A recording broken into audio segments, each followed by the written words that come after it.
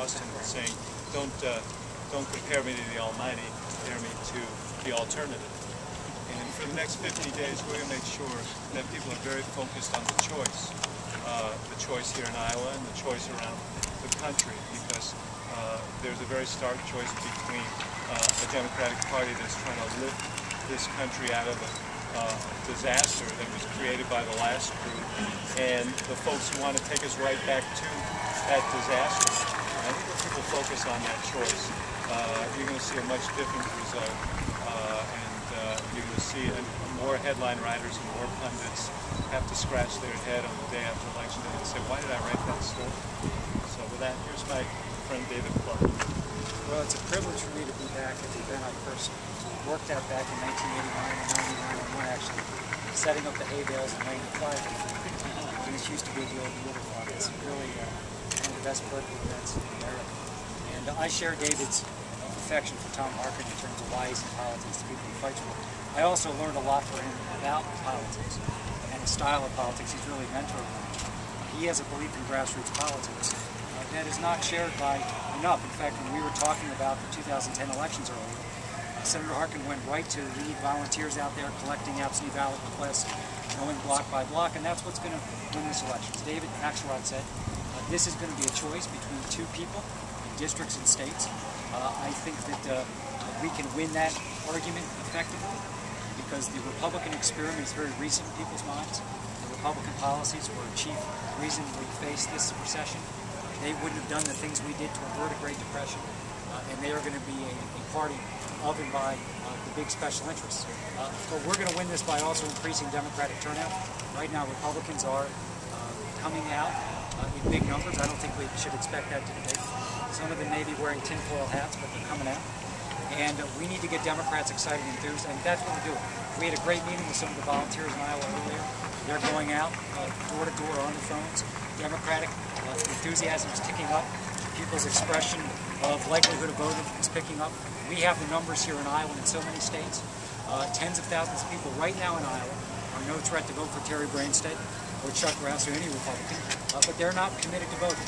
And if we do the great work on the ground, an event like this is so helpful to get people energized, we can win this election. And more importantly, I think we should.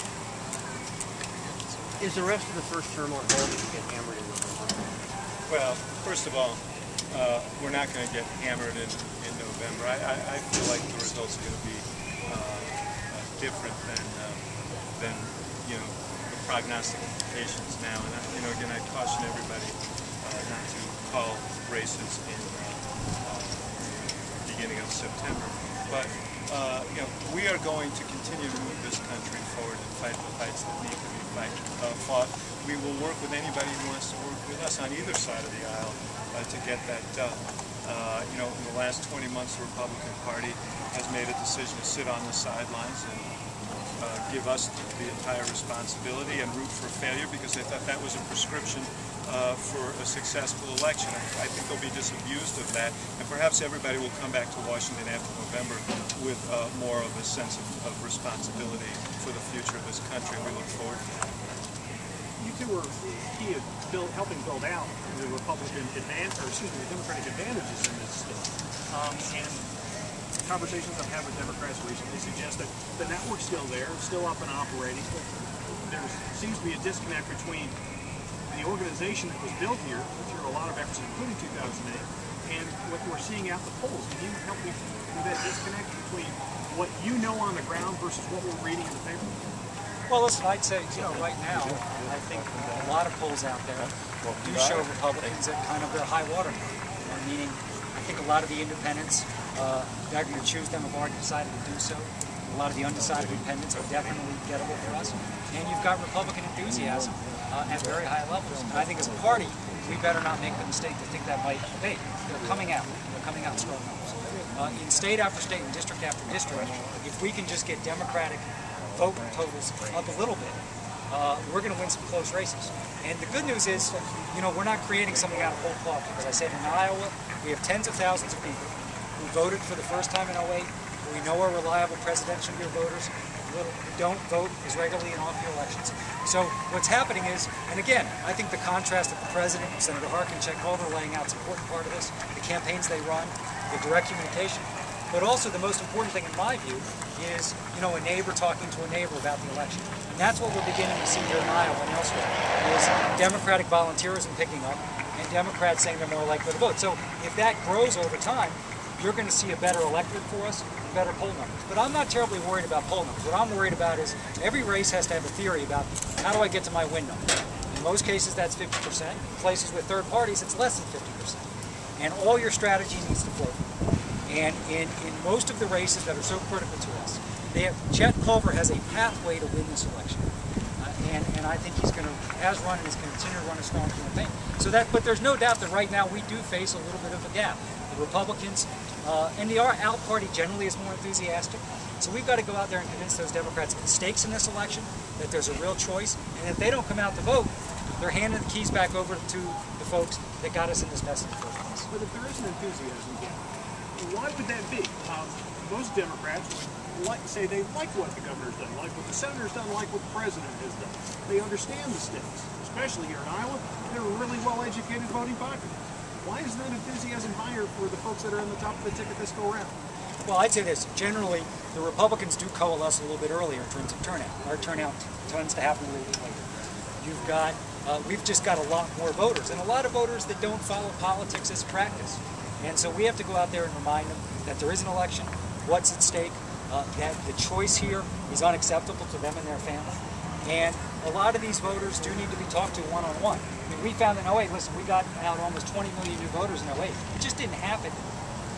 The reason it happened, obviously Barack Obama inspired a lot of them, but so many of them voted because someone else in their community and their family was going to vote. And so, it's the kind of politics that actually Iowa is unique in this way. People like Tom Harkin believe in this kind of politics, and I think we can make a big improvement over the coming weeks, and you're already starting to see that a little bit. Hey, David. Can I take a stab at that? Absolutely. I've thought a lot about this. Throughout history, those who have been opposed to progress have been imbued with a passionate intensity. Repeat that. Throughout history, those who have been opposed to progress have had passionate intensity. What do I mean by that? A couple of weeks ago, one of the Little Rock Nine passed away, and I was watching this and clips of these kids going into the school and the mobs around them and spitting at them and how vicious they were. They had intensity. They were passionate. I think about George Wallace when he ran for president. They had passionate intensity. I even think about Goldwater. When he ran at 60, they were passionate. Extremism in the defense of liberty is no vice. And they had passion.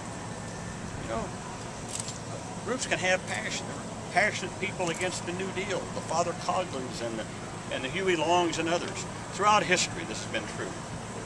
But these are the passions of the moment. What the Republicans are doing is they're playing to those passions. Yes, there are some disconnects in our society. Yes, some people are out of work. We have been laying the groundwork under President Obama to move us into the future. Well, the Republicans are taking advantage of this passion that people have momentarily. I will tell you, I've been in this business a long time.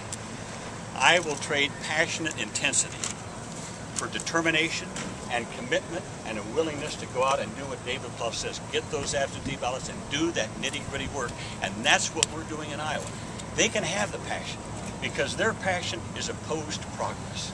And in the final result, the people will get that. And our people will do the work of getting those ballots in.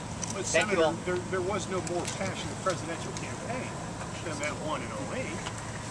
Well, but, as I said, that kind of commitment, I would say, I don't know if it was passion as much as it was a determination to make a change from the past, a clean break with the past, and have changes that move us to the future. And I can give you the litany of all the things we've done in the Congress to do that. I don't know that it was so much passion as it was an understanding of this moment in history to make a clean break with the past and move to the future. Quite frankly, the passions are on the sides of the Glenn Becks and the Sarah Palins and people like that. They have passion. But I always tell people, when you go in to vote, treat it like you're getting married. If you get married, Glover, on passion, that'll last you a couple of days. If Democrats, But if you're getting married to someone and you want a future together, you do it with calm determination and commitment for the long term. I work with that, but if Democrats win or lose in November, should anything be read into what that means for 2012? Make sure that voters understand. Where do you begin for 2012? Look, I'm not going to hypothesize about what the results will be in November. I do think that what you see in the Republican Party poses a real challenge to candidates who want to run for president, because there is this energy that's backward-looking in the Republican Party, and the candidates who are running for president are going to have to pay that toll in order to get by. And I think it's going to make it much harder to articulate a vision that speaks to the broader electorate in this country. So, you know, to the extent that there is success in the short term by playing to these passions, by skating, surfing the cynicism and surfing the frustration, it will only empower those who want to drag the party out of the mainstream. I think it's going to make it more difficult. David, you sent out an email this morning to the OFA, a supporter email encouraging, telling them what to do. Was it the correct thing to do the OFA and not immediately and directly fold those new individuals into the Democratic Party? Well, listen, what OFA has done, and listen, OFA is simply a collection of millions of Americans, many who volunteered on the presidential campaign, and many new people who are out there, you know, knocking on doors, making phone calls, sending emails. They were a huge part of how we got health care passed, the Recovery Act. Now they're out there working on elections. And I think that the work they're going to do was our secret weapon in 08. And I think it's going to be a very, very important reason why we can do better in 10 than some of the pundits in Washington. So I'm very proud of the work that David and I met with a bunch of our Iowa volunteers this morning. It's always inspiring because they're just getting up every day, you know, giving us time that's hard to give at great sacrifice to their family because they believe in what we're trying to do here. And I believe that that style of politics is going to be something that's going to pay off. And again, I think if you look at OFA, in fact, in 2008, listen, we had 6,000 staff in about 16 states. We were still a volunteer-driven campaign, but now, you know, we just have a few hundred staff around the country. The volunteers in our organization, the leadership that they're providing is actually even stronger than it was in 08. They're taking ownership here in Iowa of whole areas of counties at the volunteer level, and it's very impressive to see. And so we couldn't be prouder of the work they're doing. And they have a close connection with the president, and they're just continuing to fight and put their head down every day and work. We got to go, guys. We Thanks, can't stand